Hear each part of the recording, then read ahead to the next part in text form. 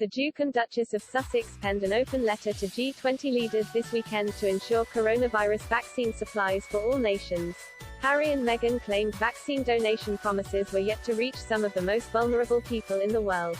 The letter, written by the Sussexes and World Health Organization Director General Dr. Tedros Adhanom Ghebreyesus, labeled access to the COVID-19 vaccine a fundamental human right. World leaders gathered in Rome for the G20 summit on Saturday, and several more will head to Glasgow for the COP2 climate change summit which started yesterday. The letter comes after Meghan issued a separate letter to U.S. Congress leaders calling for paid leave for all American parents. Meghan said she was writing as a mom, and called on her own experiences to stress the importance of paid parental leave. The Duchess has often focused her work on women's empowerment, education and inclusivity. She even took Buckingham Palace staff by surprise when discussing International Women's Day in March 2019. Discussing equality in marriage, Meghan said, "There's nothing threatening about a woman coming up to the same level.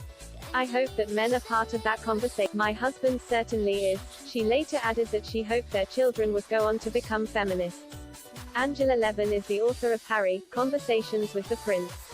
She wrote, "Staff at the palace admit that they were caught on the back foot by her speaking so personally at certain events, but I was informed, now they will wrestle back control." Ms. Levin wrote, "Meghan is not easily deterred from her goals and has shown that she has no qualms about working outside the rather antiquated royal machine." Since stepping back, the Sussexes have spoken in support of the Black Lives Matter movement, among others. Prior to last year's U.S. presidential election, they called on Americans to reject hate speech, misinformation and online negativity. A spokesperson for the couple said the comments were not a political endorsement, however, but instead a non-partisan call for decency. However, before Meghan and Harry stepped back as senior royals, Ms. Levin wrote that a palace source told her, "Don't worry. The palace will always win. The palace machine is a force to be reckoned with. However impressive employees may be, in the end they are all worn down. It just takes different people a different amount of time. The best communications staff are those who have spent some time in the armed forces because they can take orders and know their place." Harry will have recognized this. In the Oprah Winfrey interview earlier this year, Meghan ensured she clarified the difference between the royal family and the institution. She said, "There's the family, and then there's the people that are running the institution. Those are two separate things and it's important to be able to compartmentalize that because the Queen, for example, has always been wonderful to me."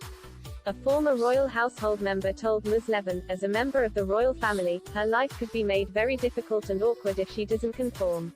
Ultimately, Meghan and Harry chose to step away. Harry told Ms. Winfrey, "I took matters into my own hands, and had to step back for the sake of his family."